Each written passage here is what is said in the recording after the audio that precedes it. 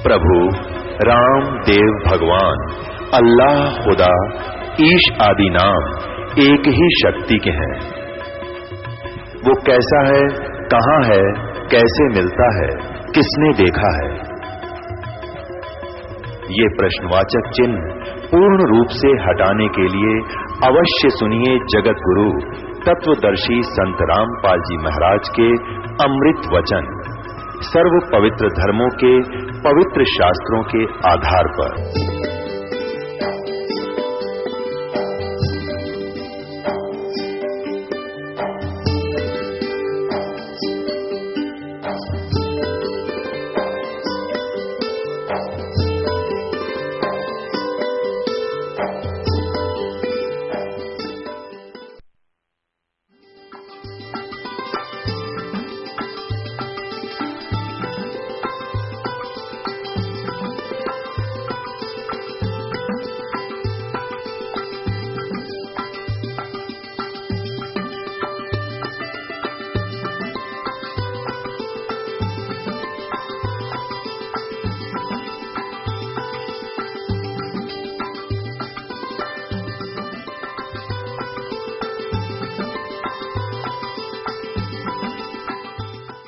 कबीर साहब कहते हैं, कबीर ये माया अटपटी सब गट आन अड़ी, और किस किस न समझाऊं या कुआ भांग पड़ी।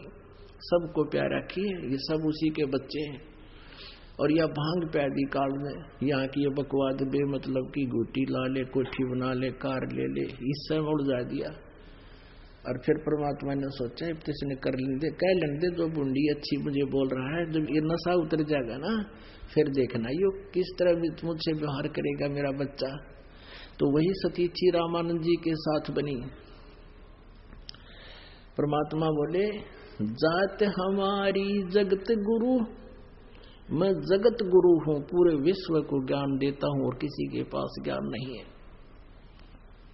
और पुण्यात्माओं वेद गवाही देते हैं, ऋग्वेद मंडल नंबर 9 सूक्त नंबर 86 मंत्र 26-27, ऋग्वेद मंडल नंबर 9 सूक्त 82 मंत्र 1, 2, 3 में, ऋग्वेद मंडल नंबर 9 सूक्त 96 के मंत्र 16 से लेकर 20 में, ऋग्वेद मंडल नंबर 9 सूक्त 20 मंत्र 1 में, ऋग्वेद मंडल नंबर 9 सूक्त नंबर 1 मंत्र 8 और 9 में, और भी बहुत स्थानों पर है। यह स्पष्ट किया है कि वो कबीर परमात्मा है, ऊपर तीसरे धाम मुक्ति धाम में रहता है, वहां से गति करके आता है, अपनी अच्छी आत्माओं को मिलता है, उनको तत्व ज्ञान से परिचित करवाता है। यो तत्व ज्ञान वही बताता है आकर के, अपनी महिमा आप ही ठीक ठीक बता सकता है, और कोई नहीं जानता उस परमात्मा की द्वारा रची हुई सृष्टि को और उसके अध्यात्म ज्ञान को। उसी दृष्टिकोण से परमात्मा यहाँ खड़े हैं, कह रहे हैं, हम जात हमारी जगत गुरु और परमेश्वर है पंथ। मेरा पंथ यानी कौन सा मार्ग है? जैसे कोई तो विष्णु जी का पंथ है, वैष्णु है, वो विष्णु तक का ज्ञान जानते हैं, विष्णु जी तक का, और किसी का नाथ पंथ है, वो शिव जी तक का ही मार्ग है, वो शिव जी को इष्ट रूप में मानकर वही उसी का मार्ग है, वही पंथ है। कोई ब्रह्म तक की साधना बताते हैं, वो ब्रह्म तक का पंथ है। तो ये परमात्मा कहते हैं, मेरा परमेश्वर है पंथ, मैं जो मार्ग बताने आया हूं भक्ति का, वो उस परम पिता, उस परम अक्षर ब्रह्म का है, उस परमेश्वर का है, जिसमें गीता जी अध्याय नंबर 18 के श्लोक नंबर 62 में कहा है कि अर्जुन तू सर्वभाव से उस परमेश्वर की शरण में जा, जिसकी कृपा से तू परम शांति और सनातन परम धाम को प्राप्त होगा। मेरा वो उस परमेश्वर वाला पंथ है। परमात्मा स्वयं अपनी महिमा आप ही बताने आए, और मेरा नाम पूछते हो तो मैं वो परम अक्षर ब्रह्म हूं। अब यह बात रामानंद जी के गले नहीं उतरी। रे बालक सुन दुर्बुद्धि, तेरा घटमट तन आकारे, दास गरीब दर्द लगा हो, बोले सिरजनहारे। अब देख, गरीबदास साहब जी कह रहे हैं कि भगवान ने अपने आप को भगवान कह दिया कि मैं परमात्मा हूं। तो इस बात का दुख हुआ रामानंद जी को, और गाली देने लग गया, रे बालक सुन दुर्बुद्धि, तेरा घटमट तन आकार तो दिखाई देता, साकार भगवान तो निराकार है। अब विष्णु जी का पुजारी और मूर्ति रख है, सारे चित्र ला रहा, और कह स्वर्ग में जाऊंगा वहां भगवान रहता है विष्णु जी, और फिर भी उसके लोक वेद से मान रहा है कि भगवान तो निराकार होता है। और तू दिखाई दे रहा है। और फिर क्या बताते हैं कि तू मोमिन का पालवा। अब जैसे मोमिन माने मुसलमान, तुझे वो मुसलमान जुल्हा नीरू उठा कर लाया था, तेरी माँ का बेरा ना तेरे बाप का, तेरी जात का बेरा ना तेरे धर्म का, कुजात तू अपने आप को भगवान कहता है। रामानंद जी भगवान को गालियां दे रहे हैं। तुम मोमिन के पालवा, यानी उस एक मुसलमान दुल्हे के घर पर तू पल रहा है और अपने आप को भगवान कहता है। तुम मोमिन के पालवा, जुल्हे के घर बासे, दास गरीब अज्ञान गति, इतना दृढ़ विश्वास। मान बढ़ाई छोड़ कर बोलो बालक बेने, दास गरीब अधम मुखी, इतना तुम गट फैन। मरत मरत बहु जग गए, लखी न अस्थिर ठोरे, दास गरीब जिहान में तुम सा नीच न और। रामानंद जी परमात्मा को अच्छी बुरी बुरी बुरी कह रहे, खोटी खोटी। तर्क तलु से बोलते रामानंद सुरज्ञाने, दास गरीब कुजात है आखिर नीच निदान। कहते हैं तू कुजात है, कुजात यानी तेरी जात का बिना बेरा, इसलिए तू बकवाद भी घनी कर रहा है, अपने आप को भगवान बता रहा है। अब क्या बताते हैं, ए स्वामी सृष्टा में। वैसे तो बहुत बड़ा विवरण है, लेकिन समय के अभाव से जो दास थोड़ा सा प्रसंग सुनाना चाह रहा है वहां ला रहा है आपको। परमात्मा कहते हैं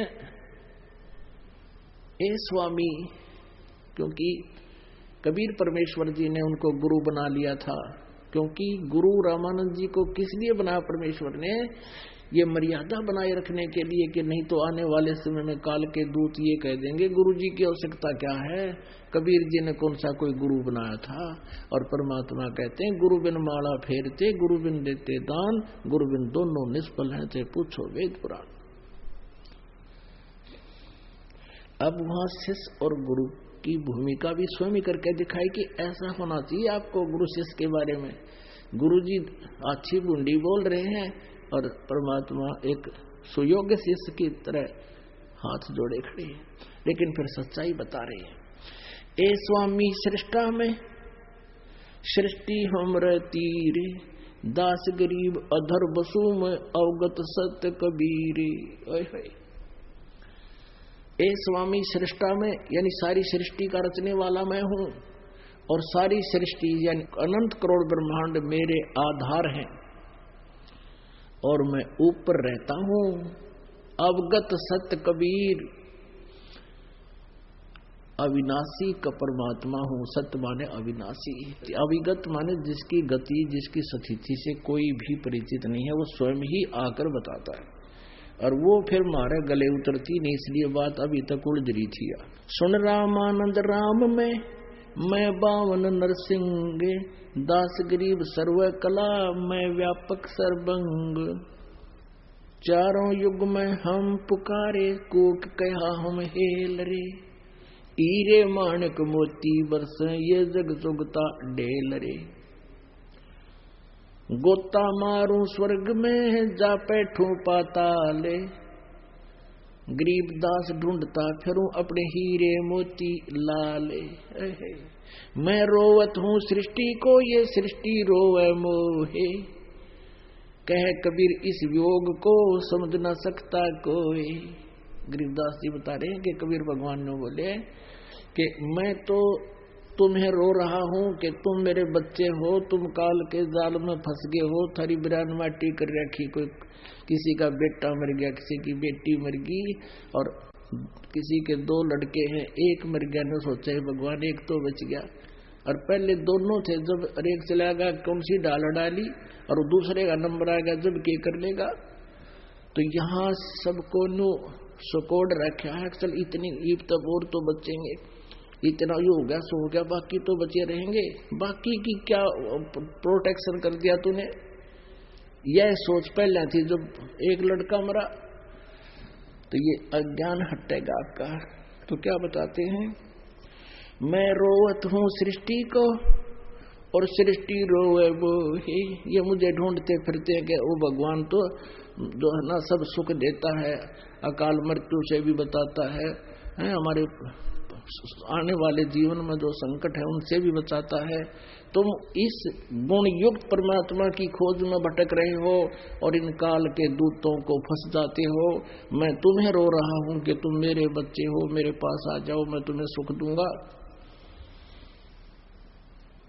लेकिन हमारा जो वियोग हो गया बीच में, हमारे इस वियोग को अब कोई नहीं समझ पा रहा है।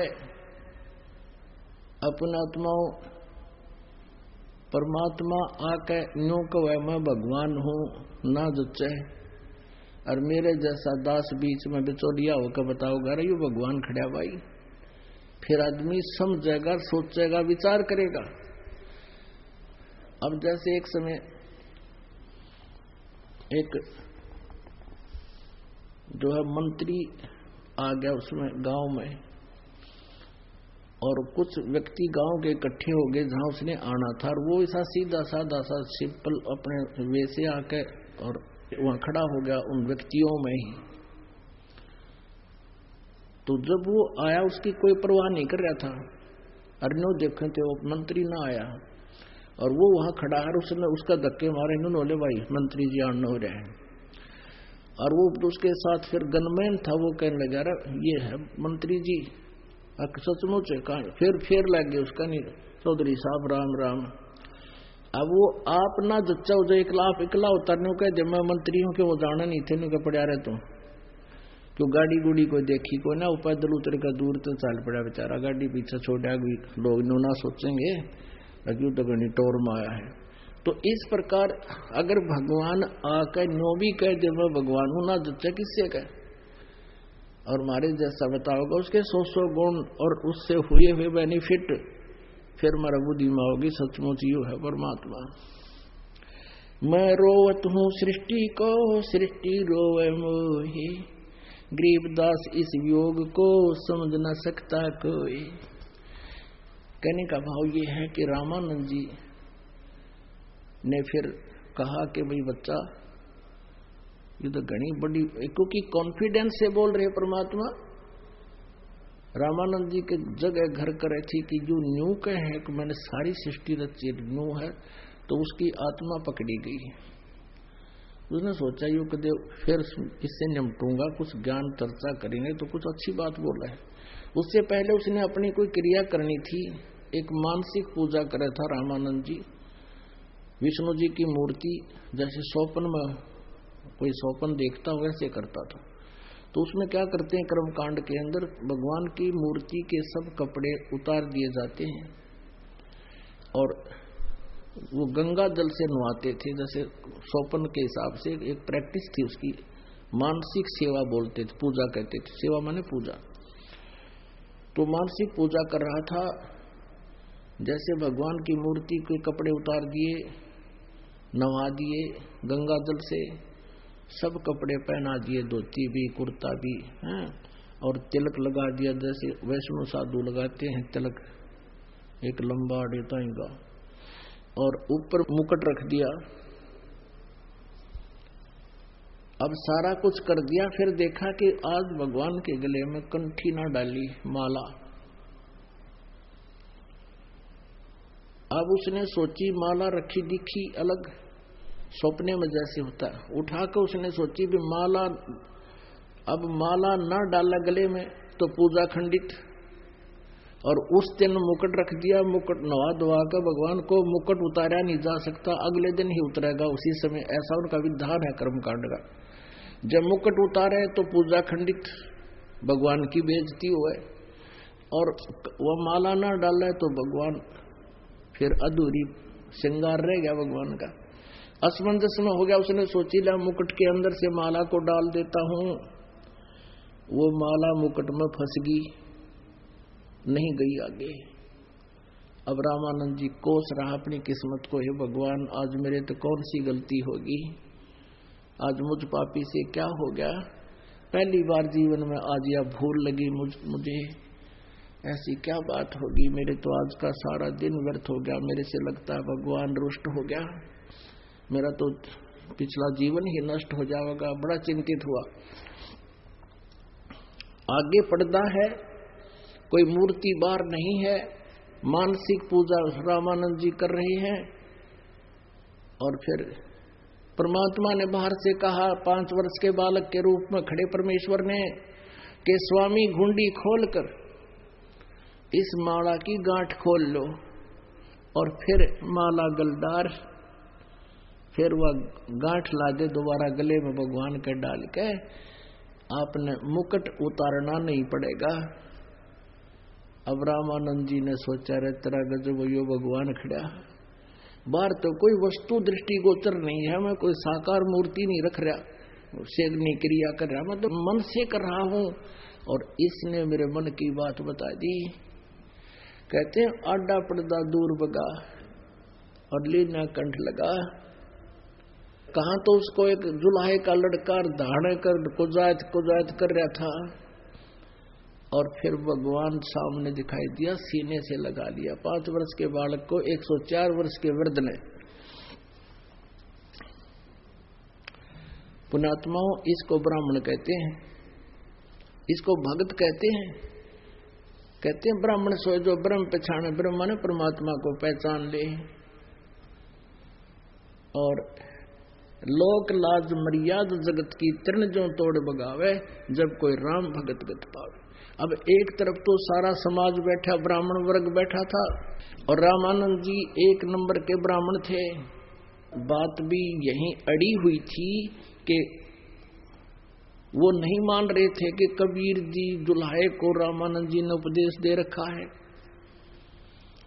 और उसी समय रामानंद जी ने देखा, बाढ़ में जाओ, ये समाज जिस उद्देश्य के लिए सारा जीवन ला रखा, 16 साल की उम्र में साधु बन गया था, और आज वो भगवान सामने खड़ा, ये समाज क्या देगा मुझे, ये सोचकर भक्त ने भगवान को सीने से लगा लिया।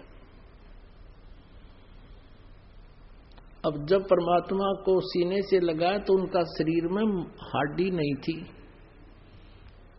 इतना रुई जैसा शरीर था।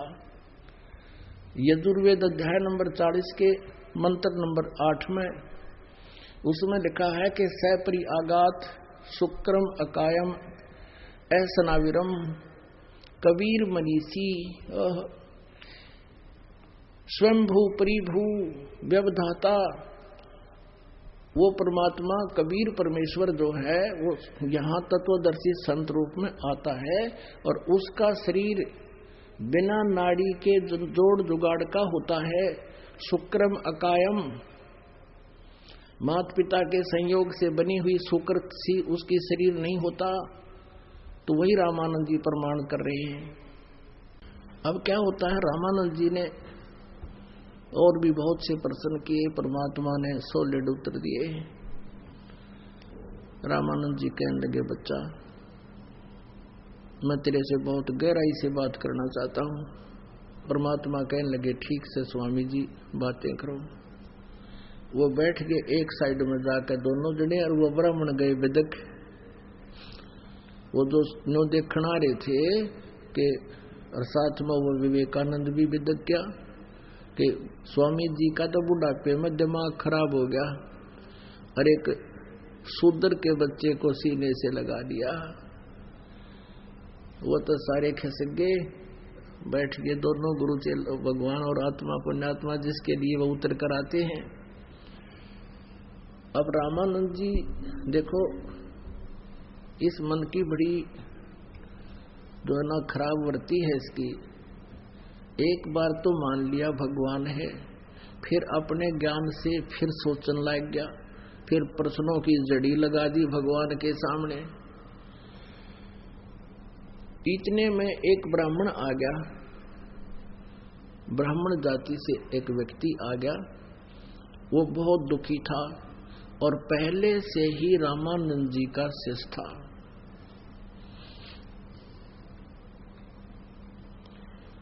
और पहले से ही रामानंद जी ने उनको क्रियाएं बता रखी थी, तू ऐसे जंतर कर ले, ऐसे मंत्र कर ले, ये साधना कर ले, तुझे सुख होगा। अब उस शिष्य ने सारा कुछ कर लिया था और उस दिन वो घना दुखी था।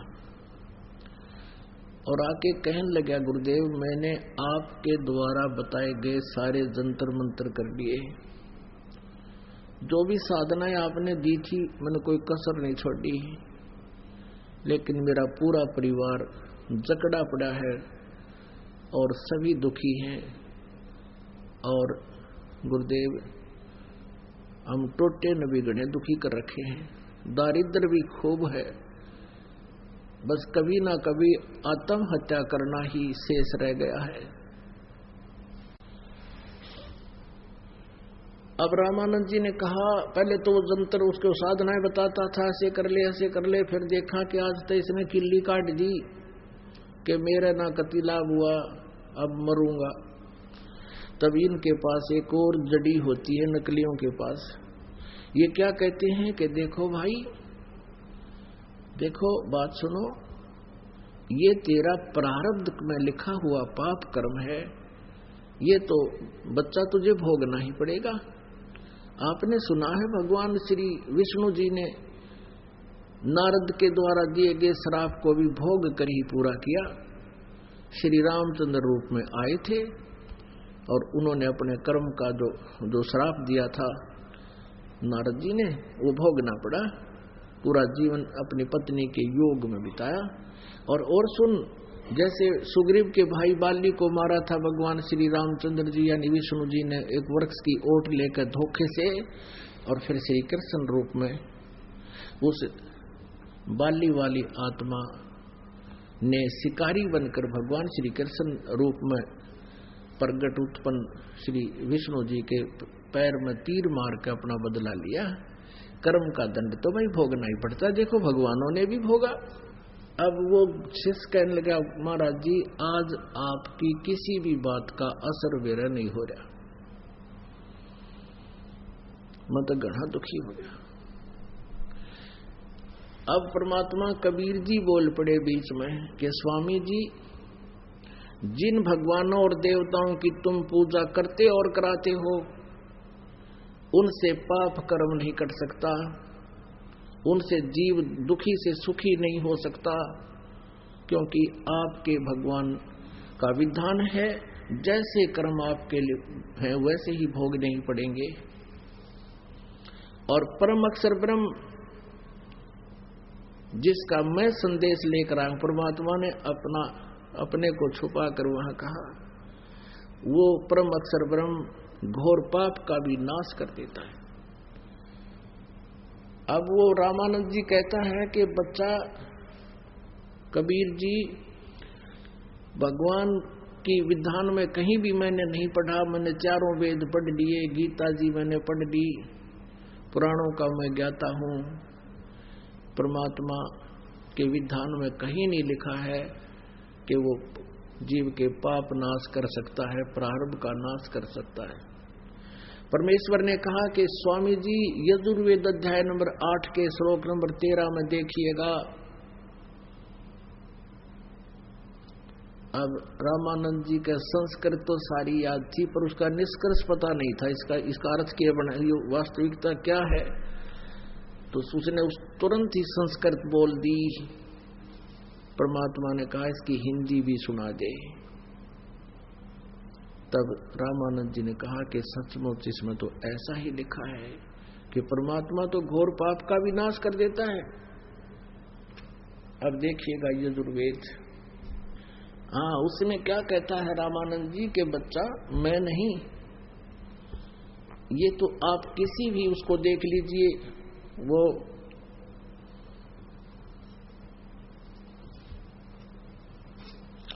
शुक्राचार्य भी यही कहते हैं जो राक्षसों के गुरु थे, और बृहस्पति जी भी यही कहते हैं कि अपने कर्म का दंड तो भोगना ही पड़ेगा।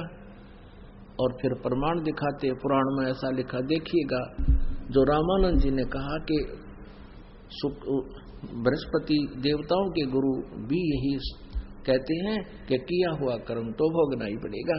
देखिएगा श्रीमद् देवी भागवत है, गीता प्रेस गोरखपुर से प्रकाशित है।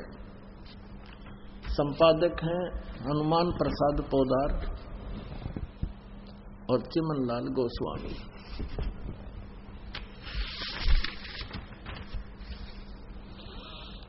इसके प्रकाशक एवं मुद्रक हैं ये गीता प्रेस गोरखपुर, गोविंद मोहन कार्यालय, कोलकाता का संस्थान। इसके देखिएगा, ये देखिएगा 282 पृष्ठ पे 5वें सकंद में, ये 5वां सकंद, और संक्षिप्त देवी भागवत 282 पृष्ठ पे, यहां देखिएगा।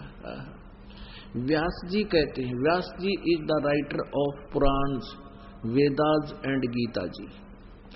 व्यास जी कहते हैं देवराज इंद्र की बात सुनकर बृहस्पति जी उनसे कहने लगे, बृहस्पति जी देवताओं के गुरु हैं, आध्यात्मिक गुरु, कहने लगे 283 पृष्ठ पर, प्रारब्ध कर्मों का अभाव बिना भोगे नहीं हो सकता, यह स्पष्ट है। आर्य संपूर्ण देवता तुम्हारे सहायक हैं, तुम स्वयं भी बुद्धिमान हो, फिर भी जो भी होनी है वह होकर ही रहेगी, तुम उसे टाल नहीं सकते। ऐसी स्थिति में सुख और दुख की चिंता में नहीं पड़ना चाहिए। महाभाग दुख और सुख ये दोनों कर्मशः है, पुण्य और एवं पाप के क्षय के सूचक हैं। देखो ये बुद्धि ने कहा, जो दुख आ रहा है उससे तेरे पाप कट रहे हैं, और सुख जो है वो तेरे पुण्यनाश हो रहे हैं। ये बड़ा बढ़िया विधान बता रहे हैं। अतएव विद्वान पुरुषों को चाहिए कि सुख के अभाव में भी सर्वथा आनंद का ही अनुभव करे।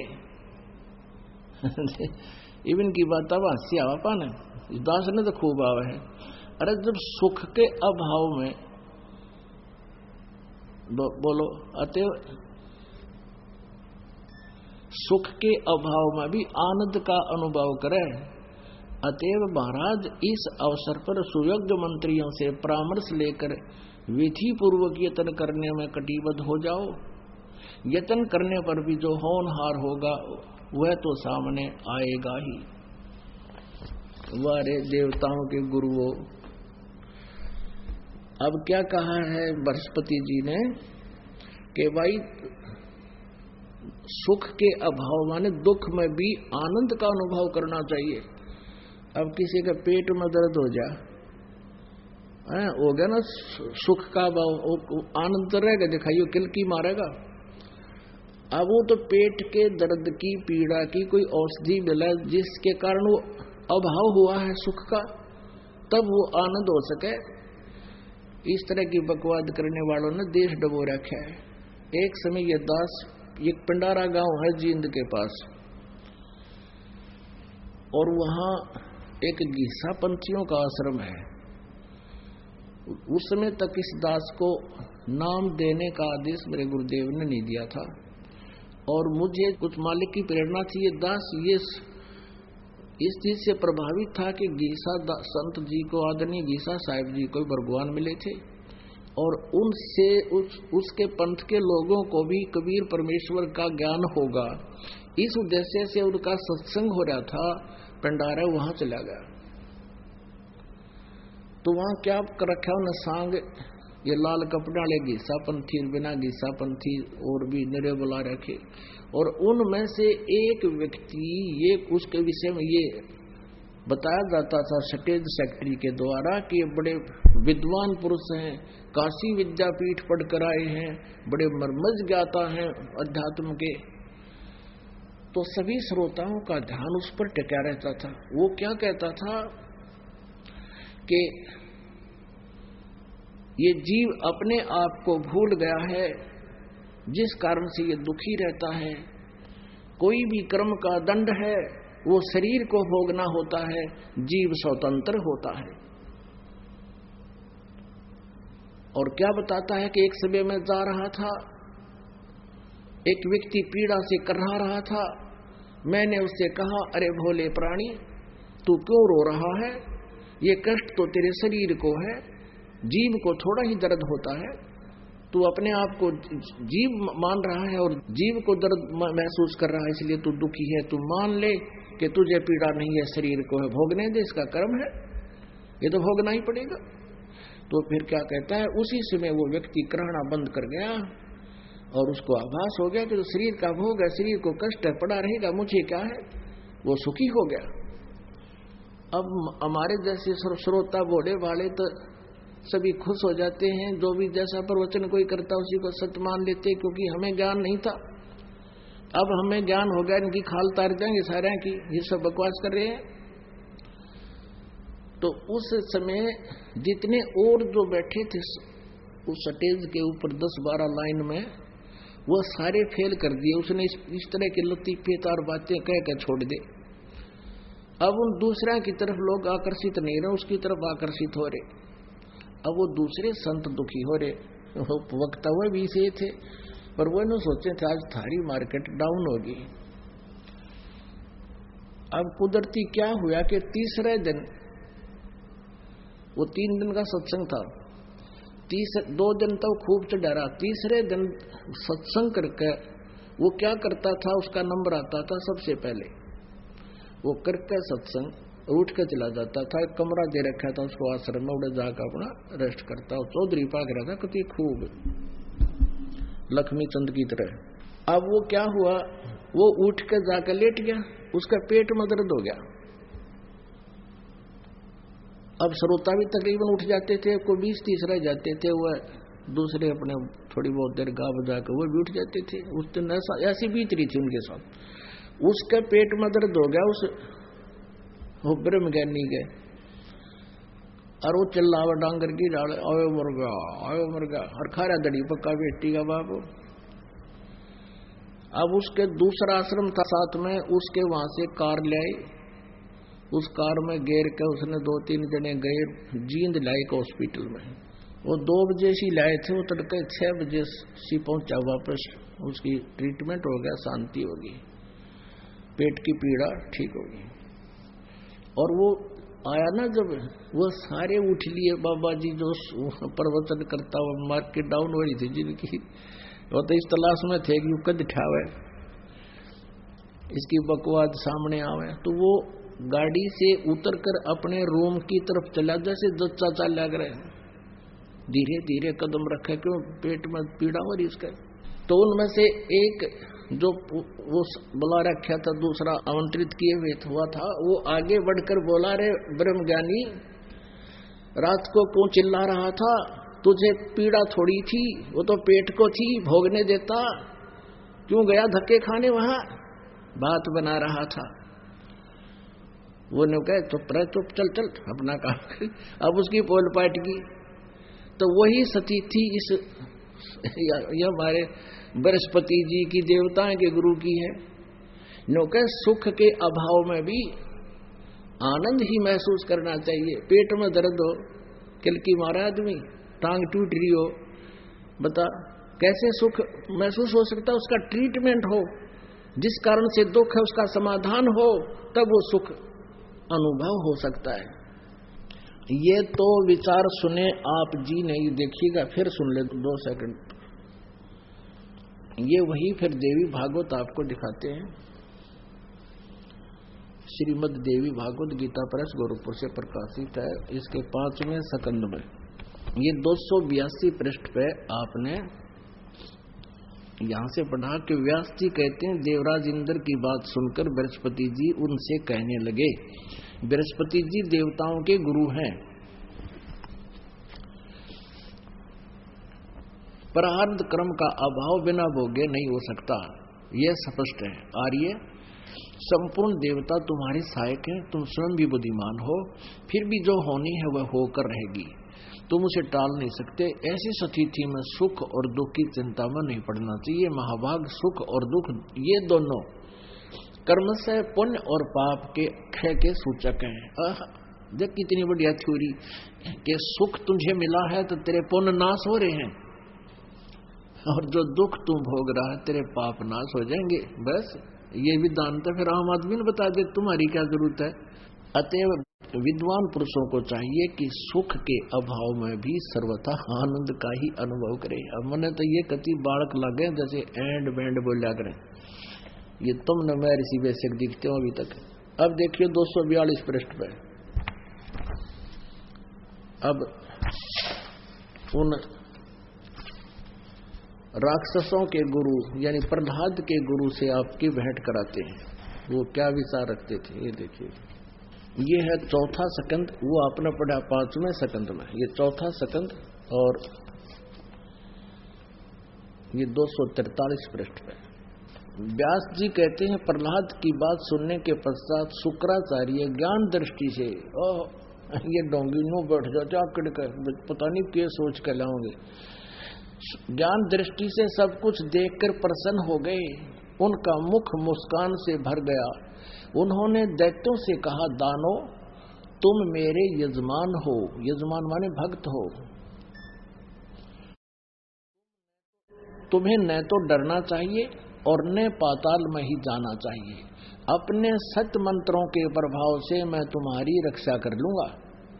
धर्म के मर्मज महाशव, प्राचीन समय में ब्रह्मा जी के मुख से मैंने जो बात सुनी है उसे बता रहा हूँ, सुनो। यह वचन बड़ा ही हितकर, सत्य और अटल है।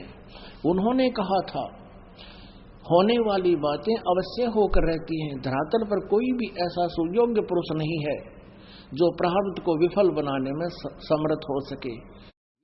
विपरीत समय के कारण इस समय तुम्हारी शक्ति अक्षीण हो गई है, अतः एक बार तो तुम्हें देवताओं से परास्त होकर पाताल में जाना ही पड़ेगा। समय सदा बदलता रहता है। कुछ दिन पूर्व तुम सम्राट रह चुके हो। अब देख इनकी कमाल की बात है, न्यों थे भोले वाले हम। व्यास जी कहते हैं प्रहलाद की बात का उत्तर देते हुए प्रहलाद जी ने कहा था, हमारी रक्षा कर लो, कहीं मैं देवताओं से परास्त होकर पाताल में न जाना पड़ जाए। ये समस्या रखी थी प्रहलाद जी ने। तो शुक्राचार्य कहता अपने ज्ञान दृष्टि से देखकर, और न्यू बोला, न्यू कहने लगा, उन्होंने कहा तुम मेरे यजमान हो, तुम्हें न तो डरना चाहिए और न पाताल में ही जाना चाहिए। अपने सत मंत्रों के प्रभाव से मैं तुम्हारी रक्षा कर लूंगा, तुम्हें पाताल नहीं जाने दूंगा और देवताओं से परास्त नहीं होने दूंगा। और फिर तुरंत ही बैंड बदल गया, गेर बदल दिया। धर्म के मर्मज महाशव, प्राचीन समय में ब्रह्मा जी के मुख से मैंने जो बात सुनी थी वो बता रहा हूँ, सुनो। यह वचन बड़ा ही हितकर और सत्य और अटल है। उन्होंने कहा था, होने वाली बातें अवश्य होकर रहती हैं। धरातल पर कोई भी ऐसा सुयोग्य पुरुष नहीं है जो प्रारब्ध को विफल यानी नाश करने में समर्थ हो सके। विपरीत समय के कारण इस समय तुम्हारी शक्ति अक्षीण हो गई है, भक्ति खत्म हो गई है, अतः एक बार तो तुम्हें देवताओं से परास्त होकर पाताल में जाना ही पड़ेगा। अरे यहाँ के गया था ये पेड़ देख, तुम्हें डरना नहीं चाहिए, पाताल में नहीं जान दूंगा, अपने सत मंत्रों से प्रभाव से मैं तुम्हारी रक्षा कर दूंगा। और फिर न कहा, देख एक बार तो जाना ही पड़ेगा, फिर तू टट्टू कर देगा बता। ये बका रहे थे हम नाचते ही, मैं ऋषि की पदवी पा रही और गुरु बन रहे। निरंजन दन तेरा दरबार, निरंजन दन तेरा दरबार, जहाँ पर तनिक ना न्याय विचार, जहाँ पर तनिक ना न्याय विचार। वैसा ओढ़े मूल मूल खासा, गल मोतियों के आर, वैसा ओढ़े मूल मूल खासा, गल मोतियों के हार। पतिव्रता को मिले न खादी, सूखा नरस आहार, निरंजन दन तेरा दरबार, निरंजन दन तेरा दरबार, जहाँ पर तनिक ना न्याय विचार। इन पाखंडी की पूजा जग में संत को कहें लबाड़े, पाखंडी की पूजा जग में संत को कहें लबाड़। अज्ञानी को परम विवेकी, ज्ञानी को मूढ़ गवार, निरंजन दन तेरा दरबार, जहाँ पर तनिक न न्याय विचार। कह कबीर सुनो भई साधो, या सब उल्टा व्यवहार। कहे कबीर सुनो भई साधो, या सब उल्टा व्यवहार। सच्चों को तो ये झूठा बतावे, इन झूठों का एतबार निरंजन, धन तेरा दरबार निरंजन, धन तेरा दरबार, जहाँ पर तनिक न न्याय विचार। अपनात्माओं, आपको वेद दिखाते हैं। वेद क्या बताते हैं कि परमात्मा घोर पाप का भी नाश कर देता है प्रारब्ध के। जैसे परमेश्वर कबीर जी ने कहा अपनी सच्चिदानंद घन ब्रह्म की वाणी में, जब ही सतनाम हृदय धरो भयो पाप को नासे, जैसे चिंगारी अग्नि की बाई पड़े पुराण घास।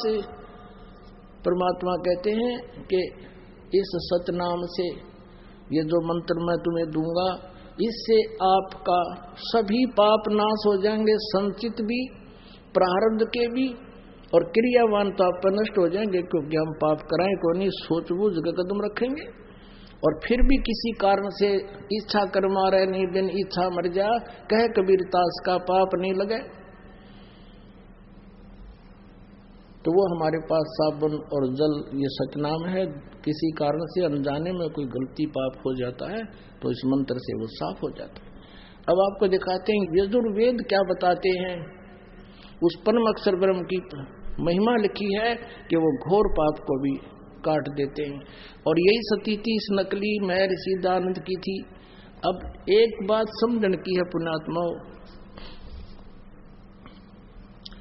ये महर्षि दानंद आंडी पाक रहा था इस कलयुग में, और इसकी विचारधारा वही थी जो इन अन्य ऋषियों की थी जिनको वो रिजेक्ट करना चाहता था। ये देखिएगा उनके अनुभव, उसके सारे जीवन में जो उसने किया और सोचा और समझा, वेदों को सत्यार प्रकाश में लिख गया। ये थोड़ा सा दिखाएंगे एक झलक। ये सत्यार प्रकाश है, महर्षि दानंद सरस्वती द्वारा लिखा गया।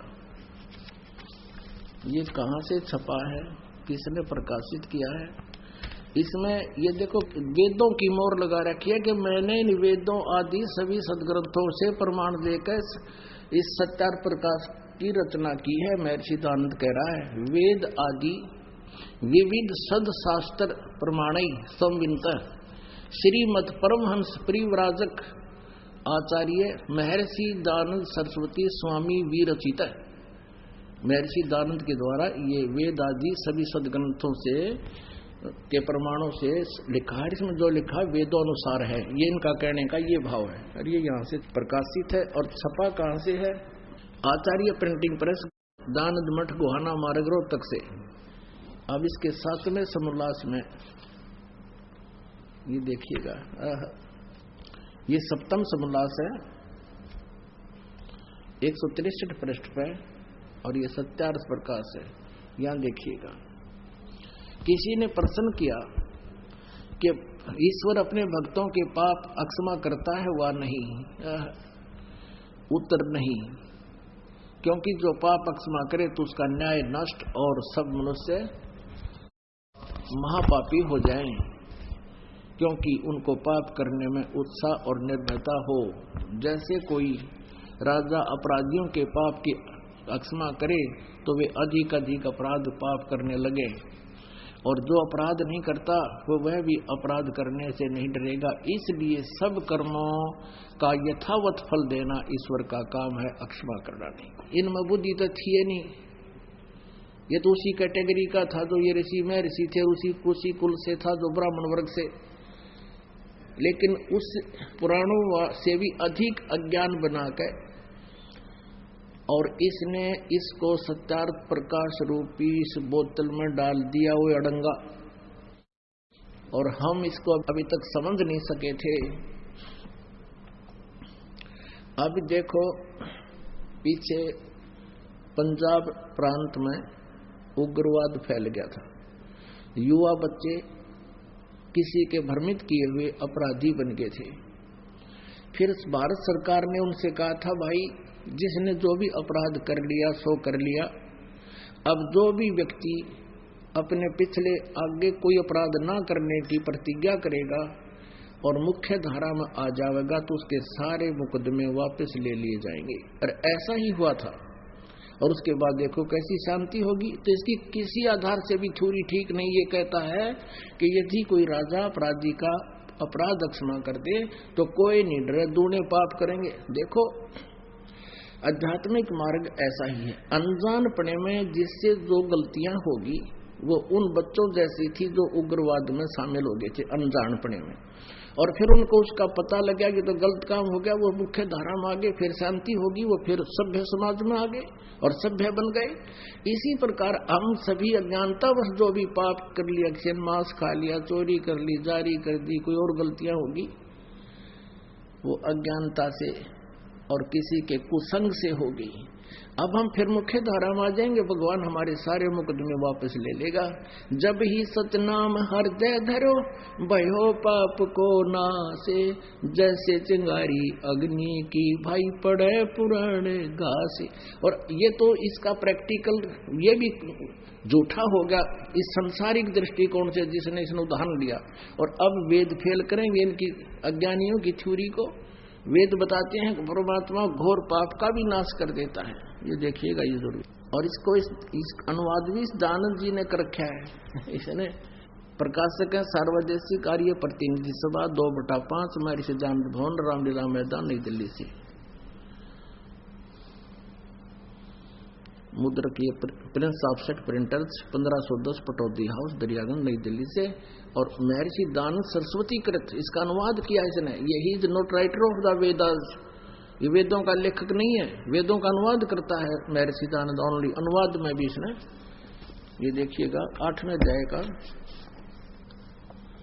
13वां मंत्र, ये है अध्याय 8 यजुर्वेद 8वां अध्याय 241 पृष्ठ पे। यहां पर है ये 13वां मंत्र और इसका अनुवाद इन्होंने किया है यहां पर 242 पृष्ठ पे। यजुर्वेद ये 242 पृष्ठ पे ये अर्थ है, हे सबके उपकार करने वाले मित्र आप। ये मित्र का अर्थ इसने उलझाने के लिए लिखा या परमेश्वर के लिए है। इसने सत्यार्थ प्रकाश में खुद कहा है प्रथम अध्याय में कि सबका सबसे हितकारी होने के कारण, हितैषी होने के कारण परमेश्वर का नाम मित्र है। तो हम यहाँ परमेश्वर कहेंगे, हे सबके उपकार करने वाले परमेश्वर, दान देने वाले के अपराध के विनाश करने वाले हो। यानी जो दान देता है उसके प्रारब्ध में जो पाप हैं उनका नाश कर देते हो। यानी कुछ ऐसे पाप हैं जो दान से नष्ट होते हैं, कुछ ऐसे पाप हैं जो अपनी सेवा से साफ होते हैं, कुछ ऐसे पाप हैं स्वाध्याय से साफ होते हैं, नाश होते हैं, कुछ ऐसे पाप हैं जो सतनाम से ही, जो किसी से भी ना हो फिर सतनाम से होते। तो यहाँ लिखा है कि दान देने वाले के अपराध के विनाश करने वाले हो। वेद बता रहे हैं भगवान की महिमा। साधारण मनुष्यों के किए हुए अपराध, एनस्य मन अपराध के विनाश करने वाले हो, अक्षमा करने वाले हो। और पिता के किए हुए विरोध आचरण के अच्छे प्रकार हरने वाले हो, नाश करने वाले हो। क्योंकि एवजन माने नाश करना, और आत्म करते से अपने किए हुए एनस्य माने पाप के, अवजन माने दूर करने वाले हो, नाश करने वाले हो, अवजन माने विनाश करने वाले हो। एनस्य अधर्म के यानी घोर पाप के नाश करने हारे हो। और हो जानता हुआ मैं कुछ भी अधर्म आचरण किया करता हूँ वा करूं, किया करता हूँ वा करूं। ओह, वे तो कहते पहले जो कर चुके और अब कर रहा हूं और आगे भी जो करूंगा, अनजानपने में तो जो कुछ भी किया करता हूं करूं, उस सब का एनस माने पाप का, दुष्ट आचरण नहीं, एनस है। हम भी सब कुछ पढ़ सकते हैं, इसको भी पढ़ सकते हैं संस्कृत को, क्योंकि नागरी लिपि है। एनस माने पाप है, तो कहते उस सर्वस्य माने सब, एनस माने पाप के, अवैधन माने नाश करने वाले आप हैं। परमात्मा कहा करते थे, गुरु बिन वेद पढ़े जो प्राणी, समझे न सार रहे अज्ञानी। अपने आत्माओं, ना तो व्यास जी को ज्ञान, ना ब्रह्मा जी को ज्ञान वेदों का, नहीं तो ये भाषा कैसे कहता जो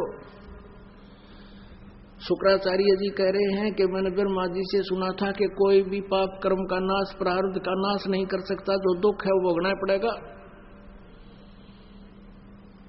और ना बृहस्पति जी को ज्ञान। और इस नकली में ऋषिदानंद को तो था कहीं तो बांग पिए पड़ा रहा करता, दड़ी दूध पीवर दंड पे लिया करता। अपने आत्माओं, इनको गुरु नहीं मिले। कौन से गुरु? गीता जी अध्याय नंबर 4 के श्लोक नंबर 34 में कहा है, गीता ज्ञानदाता कहता है कि अर्जुन, परमात्म ज्ञान को, उस तत्व ज्ञान को जो परमात्मा के विषय में जानकारी जिसमें दी गई है, उस तत्व ज्ञान को तू तत्वदर्शी संतों के पास जाकर समझ, और वो तुझे परमात्मा का ज्ञान बतावेंगे। यजुर्वेद अध्याय नंबर 40 के श्लोक नंबर 10 में कहा कि कोई तो परमात्मा को निराकार बताता है, जो जन्म नहीं लेता, असंभवात। कोई उसको संभवात कहता है कि वो अवतार रूप में जन्म लेता है। तो परमात्मा का यथार्थ ज्ञान तत्वदर्शी संत बताते हैं, उनसे सुनो। यानी गीता ज्ञानदाता वही है, वेद ज्ञानदाता भी वही ब्रह्म है। वो कहता है कि मैं उस अध्यात्म ज्ञान से पूर्ण परिचित नहीं हूं, उसको तो तत्वदर्शी संत बताएंगे। वो जगत गुरु तत्वदर्शी संत बताते हैं, उनसे सुनो। और वो ना ब्रह्मा जी को मिले, ना व्यास जी को मिले, और ना बृहस्पति जी को मिले, ना शुक्राचार्य जी को मिले। तो क्या बताते हैं परमात्मा? इसलिए ये वेदों से अपरिचित रहे। गुरु बिन वेद पढ़े जो प्राणी, समझे न सार रहे अज्ञानी। गुरु बिन काहू न पाया ज्ञाना, जो थोथा बुस छड़े मूड किसान। अब क्या बताते हैं? युगन युगन की वासना, हुई इकट्ठी आड़े। निर्मल कैसे होएगा तेरा, वो संत लगे ना काने। अब परमात्मा क्या बताते हैं? समझा है तो सिर धर पाओ, बहर नहीं रे ऐसा दाव। ये संसार समझदा नाई, कहंदा श्याम दोपहरे नू। गरीबदास ये वक्त जात है, रोगे इस पैरे नू। बोलो सतगुरुदेव जय हो, बंदी छोड़ की।